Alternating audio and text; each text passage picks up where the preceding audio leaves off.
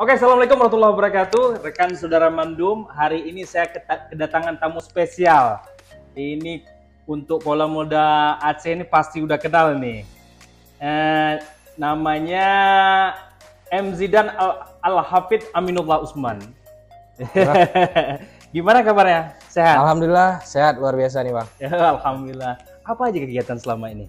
Jadi kita selama ini mungkin kegiatan sehari-hari ya, semenjak setelah COVID, setelah ada COVID ini kita udah mulai berkecimpung di dunia usaha kan, udah mulai berusaha kecil-kecilan juga, ada kita organisasi lah. Organisasi, alhamdulillah. Tapi kan saya dengar-dengar Zidan kan, ada usaha kopinya saya dengar, ini betul itu? Ya, kita untuk usaha kopi, alhamdulillah sejauh ini Zidan belajar kopi ini dari kawan-kawan ya awalnya, dari kawan-kawan kita belajar. Ini kawan saya Abdan namanya, dia ngajarin saya tuh dari berbagai macam varian Arabica. Meracik kopi. Ya. Meracik kopi. Bener. Kita Arabica, wine, semua ada Piberry, ada Longberry, ada semua. Tuh. Ada semua. Sampai luwak pun ada Bang. Masya Allah, luar biasa itu ada kopi luwaknya saudara-saudara. Itu enak banget itu. Iya betul. Ini kan saya dengar juga ini informasi dari teman-teman kalau Zidan ini dia Ketua Umum Generasi Gemilang Anti Narkoba Banda Aceh. Iya, betul. Benar itu ya? Betul, Bang. Jadi, apa aja kegiatannya? Jadi selama ini mungkin sebelum-sebelumnya kita Generasi Gemilang Anti Narkoba ini yang paling terkenal itu di para generasi muda ya, khususnya mungkin kawan-kawan kita yang masih di bangku SMA saat itu. Benar. Kita membuat sebuah kegiatan yang bertemakan tentang lomba cerdas cermat anti narkoba. Oh, Masya Allah, luar biasa. Ternyata dari hasil observasi kami buat 2 kali acara ini, anak-anak generasi muda sekarang tuh pinter-pinter Bang. Oh, Masya Allah, luar biasa rupanya saudara-saudara. Dia pinter-pinter sampai mereka mengetahui tentang pasal-pasal yang kita bahkan nggak tahu. Oh ya? Ya, jadi jika ditanya pasal berapa tentang ini ya, mereka udah tahu pasal berapa, tahun berapa. Nah, hukumannya apa itu udah tahu semua. Berarti kaula muda milenial sekarang udah cerdas-cerdas. Betul Bang. Jadi program apa aja yang ada di situ? Jadi selama kita di generasi muda anti narkoba ini, anti narkoba, kita udah masuk dari sekolah itu mulai dari seperti tadi ya, lomba cerdas cermat anti narkoba. Dari SMP udah, dari SMA udah kita laksanakan. Kita juga ada buat seminar nih, seminar anti narkoba sebanyak 2 kali udah. Jadi tingkatnya itu ada yang baik untuk umum Bang, ada yang untuk juga para siswa ya, siswa. Benar. Karena cara penyampaian kita ini sangat diperhatikan sama para audiens kita ketika kita menyampaikan seminar. Karena ketika kita berhadapan sama yang lebih muda, kita harus membawa materinya ini lebih senang gitu. Lebih happy, enjoy. Dibanding kita berhadapan langsung sama para profesional yang berkecimpung di dunia anti narkoba. Jadi memang saya lihat ini generasi gemilang anti narkoba Banda Aceh ini dari tahun berapa coba? Coba kasih tahu sama pemirsa. Kita terbentuknya dari tanggal 7 Oktober 2017. 2017. Ya, 2017. Ini sudah 2022 ya. Berarti udah 5 tahun. Ya, udah 5 tahun. Kita udah 5 tahun, udah berkenalan dengan mungkin sudah banyak ya kenalan dari Gergana ini sendiri dan mereka semakin tahun semakin matur saya lihat. Benar banget. Bentar lagi mungkin 2024 ini udah mulai lagi saya lihat teman-teman sudah mulai aktif di bidang perpolitikan. Saya dengar-dengar Zidan ini ketua BM PAN Banda Aceh. Betul Bang.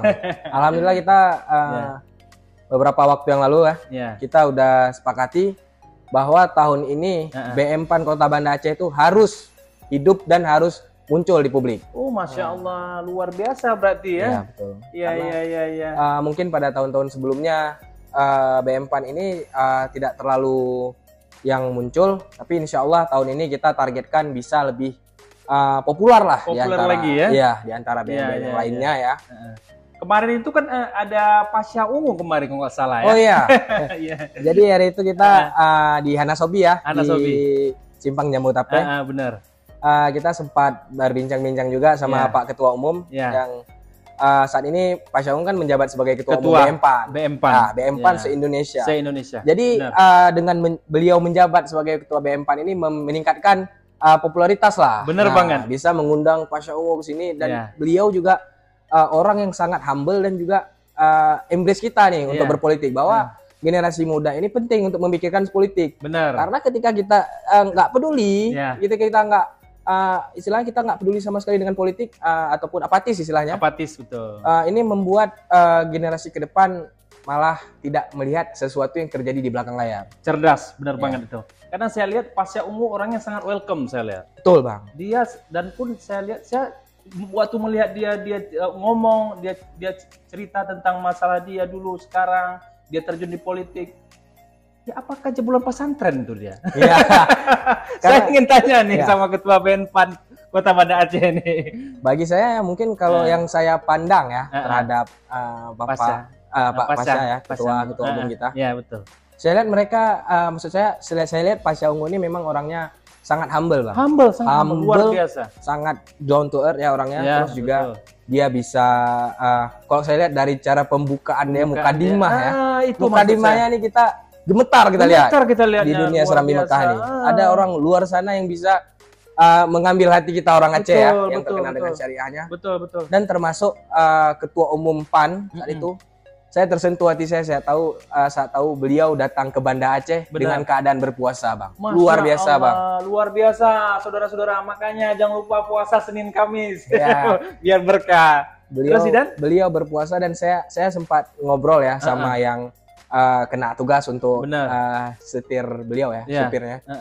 Jadi pengakuan dari supir beliau sampai mengatakan beliau tuh tidur kurang karena di mobil setiap perjalanan mobil beliau salawat. Masya Allah, luar biasa. Luar biasa, Bang. Disitulah saya langsung kena di hati, Bang. Luar biasa. Bahwasanya beliau ini bukan orang sembarangan, Bang. Benar. Orangnya betul-betul yang taat, Bang. Betul. Itu yang memang nggak bisa kita lawan. Makanya kan itu saya lihat dari inner dia, saya lihat gaya dia penyampaian bahasa, habis itu dia agamanya bagus, saya lihat dia buka mukadimah itu luar biasa. Ya, seperti Ustadz Abdul Somad. Ya. Benar. Udah seri ya. Iya. Jadi apa aja program si BM-PAN sekarang ini? Ya. Untuk program BM-PAN sendiri ini kan masih dalam tahap rancangan ya, Bang ya. Benar. Karena kita baru terpilih seminggu ya, tapi kita ini belum musda lagi lebih lanjut. Benar. Jadi pada dasarnya apa yang ingin kita tinjau dari sini? Ya. Kita ini mau meningkatkan kesadaran berpolitik para generasi muda, Bang. Itu yang paling pertama. Paling harus ditekankan seperti itu ya. Generasi muda itu wajib berpolitik seperti yang saya sebutkan tadi. Dan itu disampaikan oleh Ketua Umum BM-PAN langsung Pak Sigit ya, ataupun Pasya Ungu ya yang dikenal. Kemudian juga pada tahun-tahun 2024 nanti ketika mungkin akan ada pesta demokrasi ya. Ini para generasi muda khususnya kita yang masih kuliah sekarang nantinya akan menjadi pemilih ya. Nah, benar. Saat itulah kita harus tahu siapa pemimpin kita ke depan, Bang. Siapa para generasi? Gimana nasib generasi muda ini ketika pemimpinnya itu tidak melihat para generasi muda ini memiliki potensi yang besar. Seperti yang saya bilang tadi. Benar. Ketika lomba LCCAin aja, mereka mempunyai kecerdasan yang di atas kita, Bang. Masya Allah. Karena informasi yang cepat. Luar biasa. Jadi itulah kenapa kecerdasan ini diperlukan dalam politik di 2024 nanti. Ya, betul, Bang. Tidak hanya bermodalkan dengan finansial saja, betul, tapi kecerdasan utama. Ya. Karena intelektual itu menjadi salah satu variabel yang penting dalam yang sangat penting ya. Betul, di dalam berpolitik. Betul. Jadi sekarang ini saya lihat Zidane kan banyak anak muda seperti Zidane sudah jadi pengusaha. Ya. Jadi saya pikir itu suatu yang sangat membanggakan bagi orang Aceh sendiri. Betul, Bang. Jadi saya lihat juga teman-teman yang di KNPI Kota Banda Aceh, KNPI Aceh sangat bersinergi sekali. Iya. Apa Zidane ada masuk di KNPI Kota Banda Aceh? Alhamdulillah, Bang, kita sebelumnya anggota juga di KNPI, Bang. Kita anggota di KNPI. Keren. Alhamdulillah Zidane bergerak di bidang anti narkoba ya, karena kita sinergis dengan Gergana. Iya. Itu tujuannya juga untuk berkoordinasi lebih lanjut sama Pak Ketua ya. Betul. Kemudian ada juga Zidane di Bapera Kota Banda Aceh. Bapera Kota Banda Aceh. Bapera itu coba kasih tahu sama pemirsa, apa sih Bapera itu? Bapera ini dia menghimpun pemuda-pemuda nih di Kota Banda Aceh untuk dapat berkoordinasi dan juga mengetahui kemana nih langkah-langkah yang harus diambil oleh pemuda dalam tahapan ke depan, Bang. Ya. Apakah itu dari segi berdagang, apakah itu dari segi berpolitik segala macam, Bang. Betul. Berarti segala lini ada di Zidane ya? Iya, alhamdulillah Bang. Benar. Jadi kalau di KNP Kota Banda Aceh itu ada program anti narkoba juga. Iya. Itu kita memberikan penyuluhan atau gimana itu?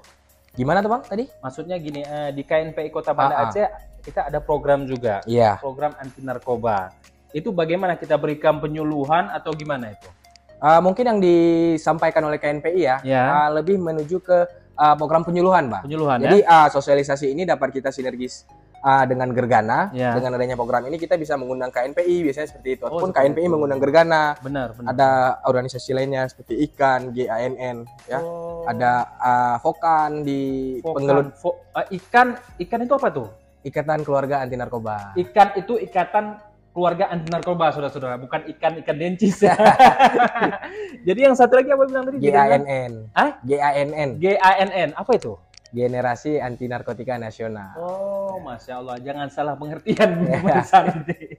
Jadi Zidane selain di bidang itu juga ini warung kopi Zidane tuh di mana itu? Ya, alhamdulillah Zidane udah ada diberikan kemudahan ya oleh Allah ya. Alhamdulillah. Kita udah mulai usaha kopi di daerah Kedah ya. Di Jembatan Penayung khususnya. Mungkin di belakang halte nanti kawan-kawan yang mau ngopi mungkin ya. Yang mau ngopi bisa datang aja. Karena sekarang nih banyak yang suka ngopi soalnya. Apalagi kalau orang Aceh kalau nggak ngopi nggak gaul gitu. Iya. Jadi ya lebih baik ngopi Bang. Benar. Daripada kita pakai itu ganja tuh Bang. Oh iya benar. Ini kadang orang pergi ke gunung tolong sampaikan sama teman-teman kita yang di pemirsa yang ada di Aceh dan Kota Banda Aceh masalah sedikit masalah narkoba sedikit lah. Biar jangan terjerumus mereka. Ya. Jadi yang ini selalu yang saya ucapkan ya, di pembukaan ya. Bahwasanya narkoba ini kita nggak memusuhi orang-orang yang terkena narkoba Bang. Betul. Jadi lebih kita merangkul kembali kawan-kawan kita yang menyalahgunakan narkoba ya. Menyalahgunakan ini berarti mereka adalah korban dari si pengedar. Betul. Yang bakal ditangkap yaitu pengedar. Tapi kalau kawan-kawan kita yang salah guna itu akan melalui tahap rehabilitasi. Betul.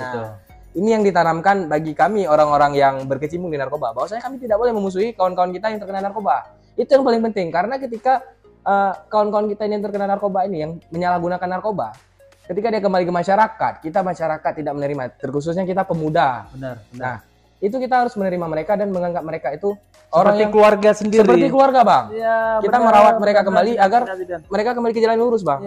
Karena kan konsumsi narkoba ini terjadi ketika ada hal-hal keingintahuan. Iya, benar sekali. Jadi kepo ya istilahnya. Kalau kita udah kepo, ingin coba hal-hal ini, tiba-tiba kita udah adiksi. Nah, kawan-kawan yang kita ini kita seret kembali dia, kita rangkul kembali dia ke jalan yang lurus. Benar. Nah, ini penting Bang, karena ketika generasi muda udah kepo ya, dia nyoba adiksi. Dan itu Bang nggak ada masa depan lagi Bang. Oh, Masya Allah. Masa depan udah diambil, ya kita bilang lah udah diambil gara-gara obat-obatan. Udah sakau, putus saraf betul. Jadi untuk mengatasinya apa itu?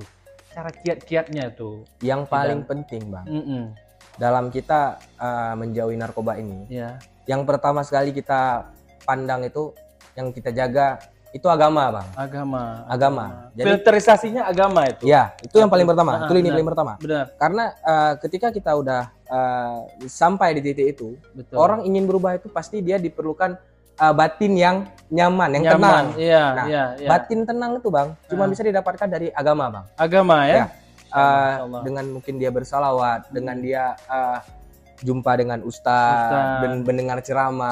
Nah, itu kan sebuah kegiatan yang akan muncul nantinya. Dan bersifat positif sekali. Betul. Kemudian tahap kedua ataupun poin kedua yang harus diperhatikan. Benar. Itu circle ya. Circle pertemanan. Nah, lingkungan lebih spesifiknya lingkungan. Jadi ketika kita berteman dengan orang-orang yang positif, maka akan mendapatkan hasil yang positif Bang. Betul sekali. Ketika kita terjerumus ke yang negatif, ya terbawa kita ke negatif. Benar. Jadi ada saatnya kita memfilter siapa yang ada di circle kita, siapa yang bisa masuk ke teras rumah, siapa yang bisa masuk ke dalam rumah, siapa yang tinggal di pagar aja. Nah, jadi berteman tidak pernah ada salahnya, tetapi kita harus pandai untuk memilah. Itu yang paling harus. Luar biasa ini, saya masukkan yang luar biasa dari Zidane. Tidak hanya mudah, rupanya pinter juga Zidane ini. Jadi Zidane, ini kan 2024 ini udah mulai dekat nih. Iya, betul, Apa ada rencana ancang-ancang untuk ke sana apa? Ya. Untuk memeriahkan politik ini. Gimana? Ya Bang, jadi mungkin sejauh ini ya, karena Zidane udah berkecimpung di partai politik ya, khususnya di barisan muda nih. Otomatis kita berinteraksi dengan para generasi muda ya. Betul. Kita berinteraksi dengan orang-orang yang lebih tua juga ada. Karena kalau biasa dibilang tuh Jok nangkro ba anu muda. Jok nangkro ba anu muda. Nasihat ji ba urung tua. Betul. Jadi kalau bahasa Indonesianya berikan negeri ini ke anak muda untuk diperintahkan pemerintahnya. Betul. Dan nasihat itu diberikan oleh orang tua. Nah, jadi itu orang tua di situ sudah mencakup ulama di situ. Ya. Insya Allah kalau 2024 memang ada izin dari Allah Ta'ala, ada dukungan juga dari masyarakat. Ya. Insya Allah Zidane pada 2024 ikut memeriahkan pesta demokrasi. Luar biasa, Insya Allah luar biasa. Ini kan mau ikut di wilayah mana itu? Karena kami nggak tahu wilayah mana ini. Itu apa masih rahasia atau gimana itu? Untuk wilayah ya, dapil berarti ya? Dapil. Untuk dapil sejauh ini kita cenderung ke Iya. Ini secret aja ya. Secret ya. Karena nanti kalau memang kita jadi pendaftaran ya pasti kita umumkan. Iya benar. Biar penasaran pemirsa aja Zidane. Jadi Zidane kan sekarang ini selain ketua Gegana, setelah itu ketua umum generasi gemilang anti narkoba Banda Aceh, Gergana. Ya. Dan sebagai ketua BM-PAN Kota Banda Aceh. Ya. Jadi apa aja yang ingin Zidane berikan masukan kepada kaum milenial sekarang ini? Kembali lagi ya Bang, ke topik yang sebelumnya Zidane bahas. Betul. Mungkin sebagai ketua BM-PAN ya. BM-PAN. Kita selalu mengingatkan ke kawan-kawan kita. Jangan segan berpolitik, jangan segan untuk mengikuti perkembangan politik di sini. Betul. Seperti mungkin kita menonton berita itu kadang-kadang anak-anak muda ini malas lihat berita, malas baca koran. Padahal di situ informasi tentang negeri kita di situ. Ya. Keadaan kondisi negeri kita di situ. Itu harus kita selalu pantau. Ya. Dan menggunakan media khususnya yang media digital untuk digunakan sebaik-baiknya. Benar. Kemudian mungkin kalau kita dari Gergana ya, itu kita harus menjauhi narkoba sebelum keluarga, saudara kita atau mungkin adik-adik kita terjerumus di dalamnya ya. Terjerumus ke dalam narkoba. Betul. Jadi Zidane, sebelum kita closing, bisa nggak kasih satu pendapat untuk generasi muda milenial kita yang sedang merintis usaha sekarang ini? Ya. Coba kasih pendapat sedikit dari Zidane. Jadi selama saya berkecimpung ya di dunia bisnis, ada beberapa hal yang saya pelajari. Betul.